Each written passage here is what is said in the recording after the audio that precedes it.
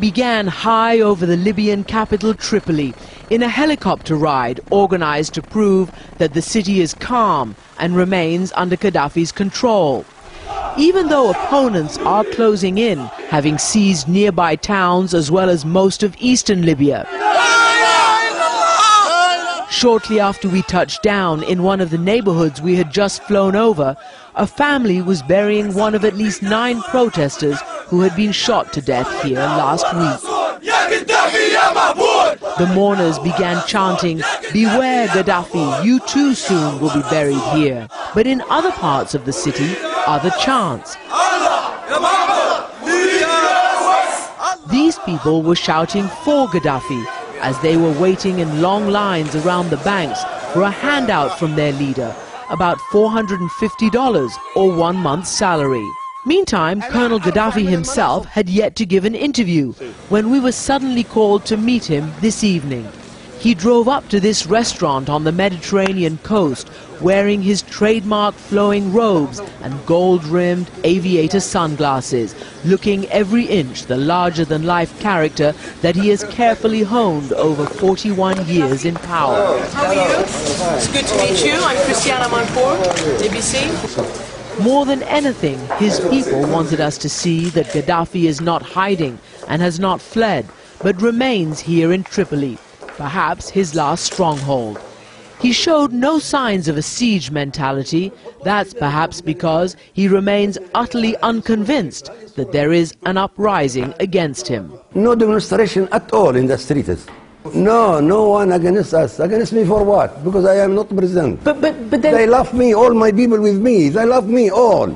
But if they do love you... They will die to protect me, my people. If you say they do love you, then why are they capturing Benghazi and they say they're against you there? Why are they in Zawiya? It is Qaeda, not my people. It is Qaeda. Qaeda, yes. Colonel Gaddafi, the President of the United States, the leaders of Britain and other leaders are calling on you to step down, to leave Libya, to leave your position of power. Will you do that?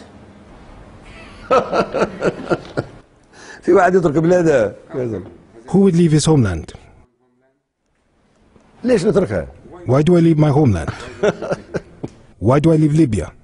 They say that they've done it because you have ordered force against your people, shooting of protesters. This is lying, 100%.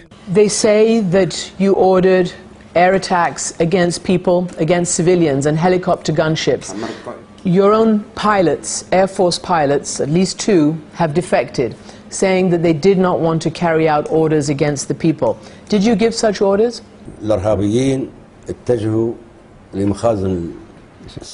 The terrorists were directed to the ammunition stores to take the weapons and distribute it amongst themselves.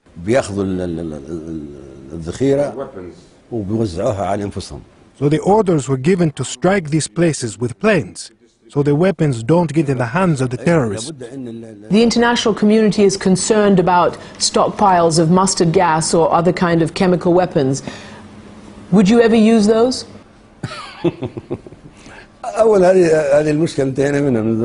First of all, this problem, we fixed it a while ago with Britain and America. We finished it. Is it even possible for a person to use chemical weapons against his own enemy in this modern age, let alone his own people? Along with 2 British journalists, I asked him whether he had ordered the Lockerbie bombing, which killed more than 200 Americans more than 2 decades ago, as his former justice minister is now claiming. Gaddafi would not give a direct answer. This is a door to a conversation we are finished with. I am not prepared to walk between graves. But despite Lockerbie, Gaddafi was brought in from the cold several years ago after giving up his weapons of mass destruction. The United States and other countries lifted sanctions and started doing business with Gaddafi again. Do you feel betrayed by the United States? How do you account for how they are towards you now, today? Of course, it's a betrayal, a big betrayal.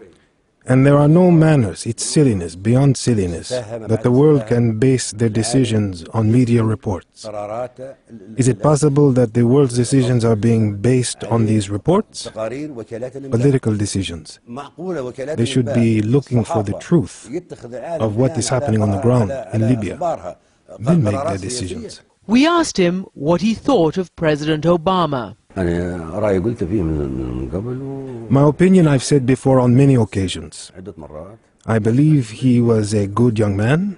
I supported his international policies, and the relationship between the two countries has changed. But it seems he's been misinformed, and I can't believe the statements he has made. He said he thought outside powers wanted to recolonize Libya, and he vowed to fight off any invaders alongside the Libyan people. For Nightline, I'm Christiana Manpour in Tripoli.